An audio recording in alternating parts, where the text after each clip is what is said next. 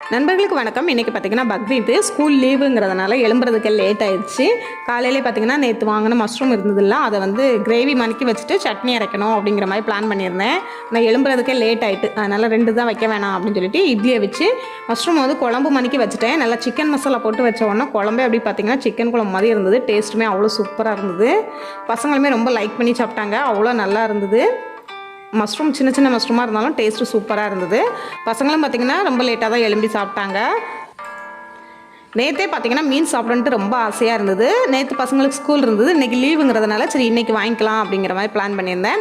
இன்றைக்கி பார்த்திங்கன்னா காலையிலே ஃபோன் பண்ணி மீன்காரங்களுக்கு நம்ம வீட்டுக்கு மீன் கொண்டு வருவாங்கள்ல, அந்த அண்ணனுக்கு ஃபோன் பண்ணேன். அவங்க இன்றைக்கி தேலி மீன் தான் இருக்குது, வேறு எதுவும் மீன் இல்லை, சனிக்கிழமைனா நல்ல மீனாக இருக்கும் அப்படின்னு சொல்லியிருந்தாங்க. சரி இன்றைக்கி மீன் இல்லையா அப்படின்ட்டு இங்கே கடைகளில் மீன் கிடைக்கும், சரி அங்கே போய் வாங்கிட்டு வந்துடலாம் அப்படின்ட்டு போனோம். இன்றைக்கி என்ன தெரியல, ஒரு பக்கமாவது மீனே நல்லா இல்லை. நான் கூட சொன்னேன் காலையிலே போய் வாங்கிட்டு வந்துடலாம்னு சொல்லிட்டு. நாங்கள் எழும்புறதுக்கு லேட் ஆகிட்டு, ஹஸ்பண்டும் பார்த்திங்கன்னா ஊருக்கு போயிட்டு வந்தாங்க, அதனால் போகிறதுக்கு லேட் ஆகிட்டு ஒரு 11:30-12 மணிக்கு தான் போனோம் மீன் வாங்குறதுக்கு. மீன் பார்த்திங்கன்னா எல்லா மீனுமே தீர்ந்து போயிடுச்சு. ஒரு 4 கடை போயிருந்தோம். 4 கடையிலுமே பார்த்திங்கன்னா மீனெல்லாம் சுமாராக இருந்தது. லாஸ்ட்டாக ஒரு கடையில் போய் இந்த பாறை மீன் இருந்தது, மஞ்சப்பாறை மீன், அது பார்த்தோம். நிறைய மீன் வாங்கணுன்ட்டு போனோம், ஆனால் பார்த்திங்கன்னா மீனை பார்த்தோன்னே வாங்கணும்னு ஆசையே இல்லை. அந்தளவுக்கு சுமாரான மீனாக தான் இருந்தது. சரி இருந்ததுலேயே பெஸ்ட்டாக இருந்தது இந்த மஞ்சப்பாறை மட்டும்தான். அதனால் சரி இதில் ஒரு 2 மீன் மட்டும் வாங்கிக்கிட்டோம். நாளைக்கு வெள்ளிக்கிழமைங்கிறதுனால இன்றைக்கே காலி பண்ணணும் அப்படின்னு சொல்லிட்டு 2 பாறை மீன் மட்டும் வாங்கி அதை வந்து கட் பண்ணி வாங்கிட்டு வந்துட்டேன்.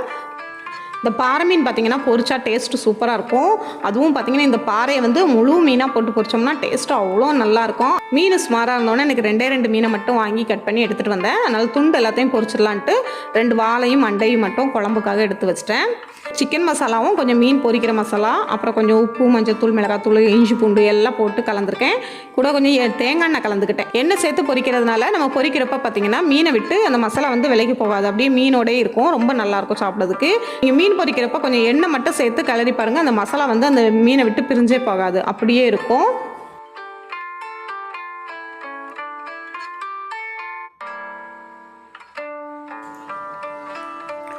மீனெல்லாம் விரவி ஒரு சின்ன டப்பாவில் எடுத்து வச்சுட்டு அப்புறம் அந்த மசாலா மிச்சம் இருந்ததில்ல, அதையும் சேர்த்து ஊற்றி வச்சிடுறேன். ஊற்றி மீன் கொஞ்சம் நேரம் ஊறட்டும். அதுக்குள்ளே பார்த்திங்கன்னா மீன் குழம்பு ரெடி பண்ணணும். குழம்பு ரெடி பண்ணி சாதம் ரெடி பண்ணணும். அப்புறம் குமரன் வந்து நேற்று வேர்க்கடலை வாங்கி வச்சிருந்தாலும் அந்த வேர்க்கடலையும் உடனே அவிச்சு கொடுங்கன்னு சொல்லியிருந்தான். அந்த வேலையும் இருக்குது. அதெல்லாம் முடிச்சுட்டு தான் மீனை பொரிக்கணும். குழம்புக்கு பார்த்திங்கன்னா இந்த வாலும் இந்த 2 தலையும் தான் இருக்குது. தலை வந்து 2 தான் எடுத்துக்குவேன். மீன் வால் வந்து அப்பாவும் பொண்ணு ஆளுக்கு ஒன்று எடுத்துக்கிடுவாங்க. அவங்களுக்கு வந்து தலை வந்து பிடிக்காது.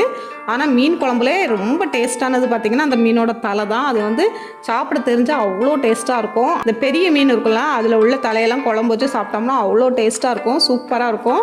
எங்கள் வீட்டில் எங்கள் அம்மா, அப்பா, எனக்கு எல்லாருக்குமே இந்த மீனோட தலை தான் ரொம்ப பிடிக்கும். மீனை பார்த்திங்கன்னா தோசைக்கல்லே போட்டு வறுத்துட்டேன். ஏன்னா கொஞ்சம் மீனுங்கிறதுனால சரி இதில் கொஞ்சமாக எண்ணெய் ஊற்றி டக்குன்னு பொரிச்சு எடுத்துடலாம் அப்படின்னு சொல்லிட்டு தோசைக்கல்லே போட்டேன். நல்லாவே பொரிஞ்சு வந்தது, நல்ல டேஸ்ட்டும் சூப்பராக இருந்தது பாறை மீன்.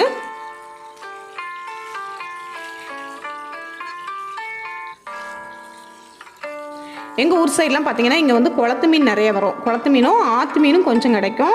குளத்து மீன் வந்து டேஸ்ட்டு அவ்வளோ சூப்பராக இருக்கும். இங்கே சுற்றிலுமே பார்த்திங்கன்னா நிறைய குளம் இருக்குது நம்மளுக்கு. அதனால் பார்த்திங்கன்னா குளத்து மீன் வந்து எப்போவுமே வந்துக்கிட்டே இருக்கும். இங்கே நம்ம ஊரில் வரவங்ககிட்டலாம் கேட்டோம்னா குளத்து மீன் தான் கிடைக்கும். இங்கே கடல் மீன் வேணும்னா இங்கே வந்து கடைகள்லாம் போட்டிருப்பாங்க. ஒரு 4-5 கடைக்கு மேலே இருக்குது சத்திரத்துலேயே.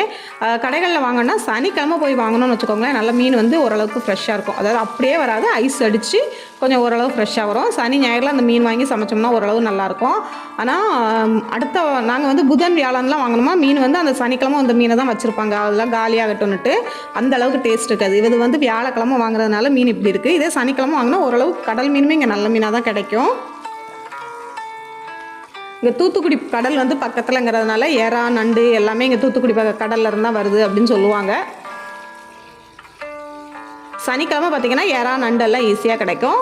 ஞாயிற்றுக்கிழமை கூட ஓரளவு கிடைக்கும், ஆனால் மற்ற நாட்களில் ரொம்ப கிடைக்காது. ஏன்னா எங்கள் சைடு வந்து ரொம்ப நண்டு, எறாலாம் ரொம்ப வாங்க மாட்டாங்க. மீன் மட்டும்தான் ஃபுல்லாக வாங்கி சாப்பிடுவாங்களே.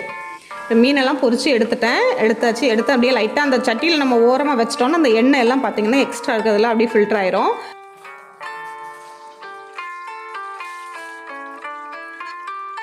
பாருங்கள், நான் துண்டை எடுத்து வைக்கும் போதே பார்த்திங்கன்னா எண்ணெயே இல்லை. சூப்பராக பொரிச்சு எடுத்தாச்சு. பொரிச்சு எடுத்து சாப்பிட போகிறோம். குமரனுக்கு பார்த்திங்கன்னா தயிர், ஏன்னா நான்வெஜ் சாப்பிட மாட்டேன் அப்படிங்கிறதுனால கொஞ்சம் சாதத்தில் வெண்ணெய் போட்டு பிணைஞ்சி அது கூட கொஞ்சம் தயிர் ஊற்றி பிணைஞ்சி கொடுத்தேன். நாங்கள் பார்த்திங்கன்னா சாதமும் மீன் பாப்பாவுக்கு ஒரு மீன் வாலும் அவங்க அப்பாவுக்கு ஒரு மீன் வாலும் வச்சுக்கிட்டேன். நான் வந்து மீனோட தலையை எடுத்துக்கிட்டேன். தலை வந்து டேஸ்ட்டு சூப்பராக இருக்கும். அப்புறம் பொரிச்ச துண்டுலேயும் பார்த்திங்கன்னா ஆளுக்கு 2 துண்டு வர மணிக்கு மொத்தம் 6 பீஸ் தான் பொரிச்சோம். அதனால் பார்த்திங்கன்னா ஆளுக்கு 2 துண்டு சூப்பராக இருந்தது. அன்றைக்கி மத்தியானம் லஞ்ச் பார்த்திங்கன்னா அவ்வளோ சூப்பராக இருந்தது. நான் மீன் பார்க்கும்போது கூட எனக்கு டேஸ்ட் எப்படி இருக்குமோ அப்படின்னு நினச்சேன். ஆனால் பொரிச்சு சாப்பிட்றப்போ அவ்வளோ நல்லா இருந்தது. அதுலேயும் பாறை மீன் பார்த்திங்கன்னா பொரிச்சா ரொம்ப டேஸ்ட்டாக இருக்கும். எனக்கு பாறை மீனை வந்து முழு மீனாக பொரிச்சு சாப்பிடணும்னா அவ்வளோ ரொம்ப பிடிக்கும். ஒரு ஞாயிற்றுக்கிழமை வாக்கில் போனோம்னா இங்கே வந்து பாறை மீன் வந்து கொஞ்சம் ஃப்ரெஷ்ஷாகவும் பெரிய மீனாகவும் கிடைக்கும். அன்றைக்கி வந்து வாங்கி முழு மீனாக பொரிக்கணும். சூப்பராக இருக்கும். நல்லா முழு மீனாக பொரிச்சு சாப்பிட்டோம்னா அவ்வளோ நல்லாயிருக்கும் சாப்பிட்றதுக்கு பாறை மீன். எல்லாம் சாப்பிட்டுட்டு அப்புறமா வீடியோ கண்டினியூ பண்ணுறேன். மதியம் போல் அவிச்ச வேர்க்கடலை தான் ஈவினிங் வந்து டீக்கு எடுத்துக்கிட்டோம். நாங்கள் ஆள் கொஞ்சம் கொஞ்சம் எடுத்துக்கிட்டோம். குமரன் பார்த்திங்கன்னா எப்போவுமே வேர்க்கடலை மொத்தமாக எடுத்துகிட்டு வந்துடுவான். இது நான் வடிகூடையில் போட்டு வச்சுருந்தேன். அதை அப்படியே தூக்கியாந்து வச்சு சாப்பிட்டுக்கிட்டே இருக்கான். இதெல்லாம் பார்த்திங்கன்னா அவனோட டூல்ஸ் பாக்ஸ். அவன் வந்து என்னது இருந்தாலும் அப்படியே கழட்டி எடுத்துருவான். இது பார்த்திங்கன்னா ஒரு மோட்ரு, நம்ம ஊரில் உள்ள மோட்ரு ஒன்று பழசு ரிப்பேராக கிடந்தது. அதை எடுத்துகிட்டு வந்து பாட்டாக கழட்டி வச்சுருக்கான். இந்த மாதிரி தான் பார்த்திங்கன்னா முன்னாடி பாப்பா சைக்கிள் அந்த மாதிரி என்ன பொருள் கிடச்சாலும் சரி அவனுக்கு கழட்டணும்னா ரொம்ப பிடிக்கும். இந்த டூல்ஸ் எல்லாம் இப்போ வாங்கி கொடுத்தோம். அது கூடவே பார்த்திங்கன்னா நம்ம பழைய இடிகள் ஒன்று இருந்தது, அதையும் தூக்கி வச்சுக்கிட்டான். கிச்சனில் கத்தி அப்புறம் தேங்காய் எடுக்கிறது எதையாவது காங்கலைன்னா அவனோட டூல்ஸ் பாக்ஸில் தேட்டோம்னா அங்கே தான் இருக்கும். எது இருந்தாலும் சரி அவனுக்கு தேவைன்னா போய் எடுத்து கொண்டு வச்சு அவன் பாட்டு கழட்டிகிட்டு இருப்பான். கொஞ்ச நாளைக்கு முன்னாடி பார்த்திங்கன்னா நம்ம வாஷிங் மிஷின் வந்து கொஞ்சம் ரிப்பேர் ஆகிடுச்சு. அப்போ சர்வீஸ்க்காக ஆள் கூப்பிட்ருந்தோம். ஒரு வாரமாக வரவே இல்லை. அந்த டைமில் கூட குமரன் சொல்லிகிட்டே இருந்தான் அடிக்கடி, அப்பா அம்மாவுக்கு பழைய மிஷின் வேண்டாம், புது மிஷின் வாங்கி கொடுங்க, இதை பழசை ஏன்ட்ட கொடுங்க சொல்லிகிட்டே இருந்தான். அவனுக்கு ஏதாவது ரிப்பேர் ஆகிடுச்சுன்னா அதை ஏன்ட்ட கொடுத்துட்டு நீங்கள் புதுசு வாங்கிக்கோங்க அப்படிமா. அந்த அளவுக்கு அவனுக்கு இன்ட்ரெஸ்ட்டு எதையாவது கலட்டணும்னு சொல்லி. இப்போதைக்கு பார்த்திங்கன்னா எந்த பொருளை கொடுத்தாலும் ஈஸியாக கலட்டிடுறான். ஆனால் அதை வந்து கரெக்டாக அரேஞ்ச் பண்ணி மாட்ட தெரியல. சீக்கிரமாகவே அவனுக்கு அதையும் கற்றுக் கொடுக்கணும்.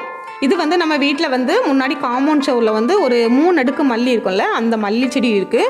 ரொம்ப சூப்பராக பூத்துருக்கு. ஃபஸ்ட்டு பார்த்திங்கன்னா இந்த செடி வச்ச புதுசில் எனக்கு அவ்வளோ பூக்கவே இல்லை. எப்போவாவது ஒரு பூ 2 பூ பூத்துக்கிட்டே இருக்கும். அப்புறம் ஒருத்தங்க வந்து ஐடியா சொன்னாங்க, எப்படின்னா இந்த செடிக்கு வந்து தண்ணி வந்து நிறையா ஊற்றக்கூடாது அப்படின்னு சொன்னாங்க. நம்மளுக்கு வேறு வந்து எந்த அளவுக்கு காய விடுறோமோ அந்த அளவுக்கு பூக்கள் நிறையா கொடுக்கும் அப்படின்னு சொன்னாங்க. எனக்கு கூட கொஞ்சம் கஷ்டமாக இருந்தது, இது என்னடா இப்படி போட்டோம்னா எப்படி செடி பூக்கும் அப்படின்ட்டு. அவங்க சொன்னபடியே பார்த்திங்கன்னா தண்ணியே ஊற்றாமல் விட்டுட்டேன்.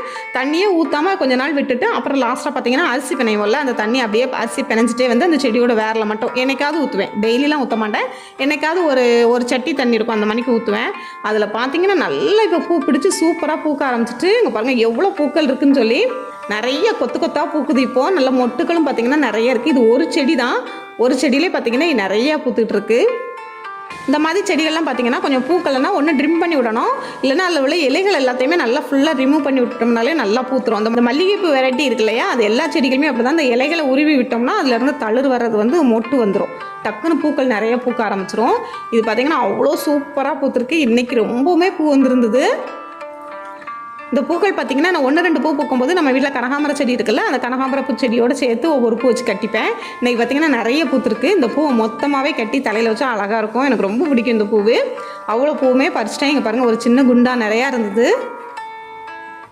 ரொம்ப அழகாக இருக்கும். இந்த பூவை கட்டி வைக்கும்போது அப்படியே கெட்டியாக இருக்கும், ரொம்ப அப்படியே அடர்த்தியாக இருக்கும் இல்லையா, வைக்கிறதுக்கு ரொம்ப அழகாக இருக்கும். கரெக்டாக நம்ம வீட்டு வாசல்லே இருக்கிறதுனால வெளியே போகிறப்ப உள்ள வரப்பெல்லாம் பார்த்திங்கன்னா நம்ம வாசல் பக்கத்தில் நல்ல வாசமாக இருக்கும். இன்னைக்கு பார்த்திங்கன்னா அவ்வளோ பூவும் பறித்து கட்டி தலையில் வைக்க போகிறேன். ரொம்ப சந்தோஷமாக இருக்குது இவ்வளோ பூ கிடச்சது. இதை போலவே பார்த்திங்கன்னா நம்ம வீட்டில் மல்லிகைப்பூ செடி இருக்குது, அப்புறம் பிச்சுப்பூ செடி இருக்குது. ஒரு முல்லைப்பூ செடியும் கொஞ்சம் பெரிய செடியாக இருந்தது. அது கீழே தரையில் கொஞ்சம் சிமெண்ட் போடலான்ட்டு போடுறப்போ பார்த்திங்கன்னா அந்த செடியை வெட்டுற மணிக்கு ஆகிப்போச்சு. ரொம்ப கஷ்டமாக இருந்தது. கல்யாண வீட்டில் வந்து ஒரு முல்லைப்பூ செடி ஒன்று கிஃப்ட் கொடுத்தாங்க. அந்த முல்லைப்பூ செடி பார்த்திங்கன்னா இப்போ தொட்டியில் வச்சுருக்கேன். தொட்டியில் இருக்கும்போதே நல்லா பூத்துக்கிட்டு தான் இருக்குது. இப்போ வந்து சீக்கிரமாக அதை தரையில் மாற்றி வச்சோம்னா இன்னும் அதுவும் பெரிய செடியாயிரும். இன்னொரு நாளைக்கு நம்ம வீட்டில் என்னென்ன பூஞ்செடிலாம் இருக்குன்னு சொல்லி நான் உங்களுக்கு வீடியோ போடுறேன். இந்த வீடியோ பார்த்திங்கன்னா நான் இதோட முடிச்சுக்கிறேன். இந்த வீடியோ பிடிச்சிருந்துச்சுன்னா என்னோட சேனலை சப்ஸ்கிரைப் பண்ணி லைக் பண்ணி ஷேர் பண்ணுங்கள். தேங்க்யூ.